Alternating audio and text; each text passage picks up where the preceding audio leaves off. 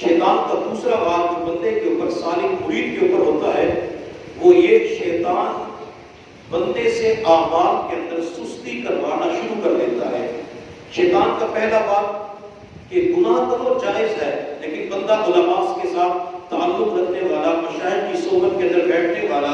دینی کتابوں کا مطالعہ کرنے والا، وہ گناہ کو جائز نہیں سمجھتا، حلال نہیں سمجھتا۔ شیطان کا دوسرا وار بندے کے اوپر ہوتا ہے، وہ بندے سے اعمال کے اندر سستی کروا دیتا ہے۔ مثال کے طور پہ ایک بندہ عشاء کی نماز کے لیے آذان کی آواز سن کے فوراً مسجد کے اندر آتا تھا۔ اب شیطان نے سستی کیا کروائی، ابھی تو نماز کے اندر 15 منٹ باقی ہیں، 2 منٹ کے اندر تو مسجد کے اندر آسانی سے پہنچ سکتا ہے، چنانچہ وہ بندہ عین نماز کے وقت مسجد کے اندر آتا ہے۔ یا بندہ 6 نفل عوامین کے پڑھتا ہے تو شیطان اسے سستی کرواتا ہے کہ تم نے کل بھی 6 پڑھے تھے، پرسوں بھی پڑھے تھے، آج 4 نفل پڑھ لو، آج 2 نفل پڑھ لو، کم از کم آپ کا نام عوامین پڑھنے والوں کے اندر لکھ دیا جائے گا۔ تو شیطان اس طریقے سے بندے سے سستی کرواتا ہے۔ ایک وقت وہ بھی آتا ہے کہ بندہ فرائض سے محروم کر دیا جاتا ہے۔ ملا علی قاری رحمۃ اللہ علیہ فرماتے ہیں جو بندہ مستحبات کو چھوڑتا ہے، اللہ اس بندے کو سنتوں سے محروم کر دیتے ہیں۔ جو سنتوں کو چھوڑ دیتا ہے کہ سنت ہی تو ہے، چھوٹا عمل ہے، اگر کریں گے تو ثواب ملے گا، نہ کریں گناہ نہیں ملے گا، تو سنت کو چھوٹا سمجھ کے چھوڑ دیتے ہیں۔ اللہ علی قاری رحمۃ اللہ علیہ فرماتے ہیں خطرہ اس بات کا ہے کہ اللہ تعالیٰ اس بندے کو کہیں واجبات سے محروم نہ کر دے، اور جو بندہ واجبات کو چھوڑتا ہے تو اللہ تعالیٰ اسے فرائض سے محروم کر دیتے ہیں۔ اور جب بندہ فرض چھوڑنا شروع کر دیتا ہے، چاہے وہ عبادات کے اندر فرائض ہیں، معاملات کے اندر فرائض ہیں، وہ معاشرت کے اندر، معیشت کے اندر فرائض ہیں، تو خطرہ اس بات کا بڑھ جاتا ہے کہ کہیں آخری وقت کے اندر ایمان کی دولت نہ سلب کر لی جائے۔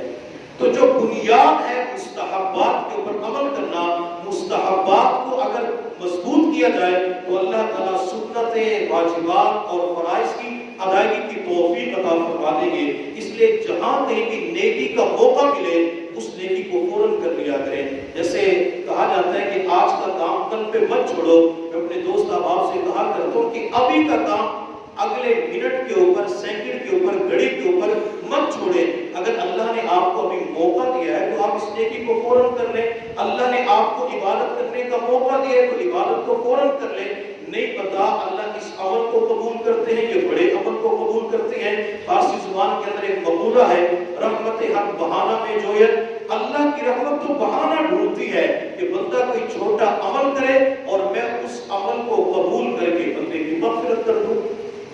تو چھوٹے عمل ضرور کیا کریں اور اعمال کے اندر سستی سے بچیں۔ میرے محبوب صلی اللہ علیہ وسلم نے جس دعا کے اندر عذاب قبر سے پناہ مانگی ہے،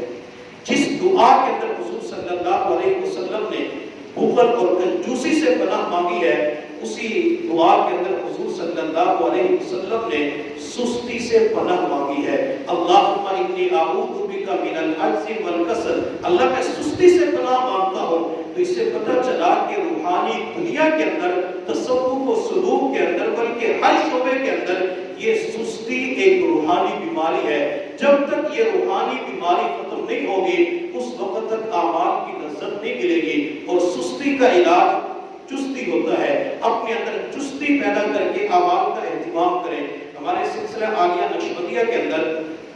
خواجہ محمد معصوم رحمۃ اللہ علیہ فرمایا کرتے تھے کہ سلسلہ عالیہ نقشبندیہ کے اندر سالک مرید کی سستی کے علاوہ کوئی چیز رکاوٹ نہیں ہے۔ اگر کوئی بندہ تصوف و سلوک کے میدان کے اندر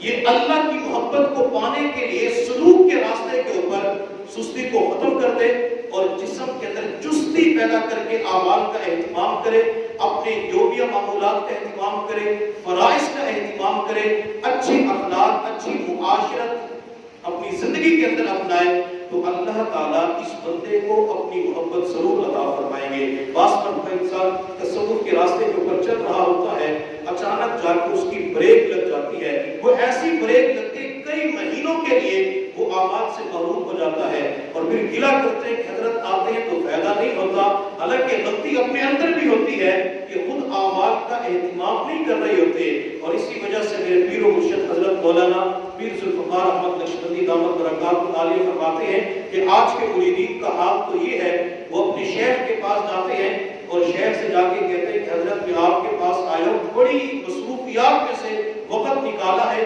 اور میں نے جلدی جانا ہے کہ تعویذ بنا کے دے دیں تاکہ گھر کے جھگڑے ختم ہو جائیں، تاکہ کاروبار اچھا ہو جائے۔ تو حضرت فرماتے ہیں جب مریدین یہ نیت لے کے آتے ہیں کہ کاروبار اچھا ہو جائے، گھر کے مسائل حل ہو جائیں، وہ بندہ خود کیسے نیک بن سکتا ہے؟ اس لیے مشائخ کے پاس جائیں، دنیا کے تمام مسائل سائڈ پہ رکھ کے اللہ والوں کی خدمت میں جا کے عرض کرے، حضرت میں نیک بننا چاہتا ہوں، میں اللہ کی محبت کو پانا چاہتا ہوں، جیسے اللہ نے آپ کو نیک بنایا، آپ مجھے اسی طرح اللہ سے مانگ کے نیک بنا دیجئے۔ جب انسان اللہ والوں کے سامنے اس قسم کی درخواست کرتا ہے، اللہ والوں کی توجہات مریدین کے دل پہ پڑتی ہے، پھر اللہ تعالیٰ اسے بھی نیک بنا دیتے ہیں۔ حضرت مولانا احمد پرتاپ گڑھی رحمۃ اللہ علیہ، اللہ کے ایک نیک بزرگ گزرے ہیں، ان کا ایک شعر ہے، نہیں کچھ اور خواہش میں آپ کے در پہ آیا ہوں، نہیں کچھ اور خواہش میں آپ کے در پہ آیا ہوں، مٹا دیجئے میں مٹنے ہی کو آیا ہوں۔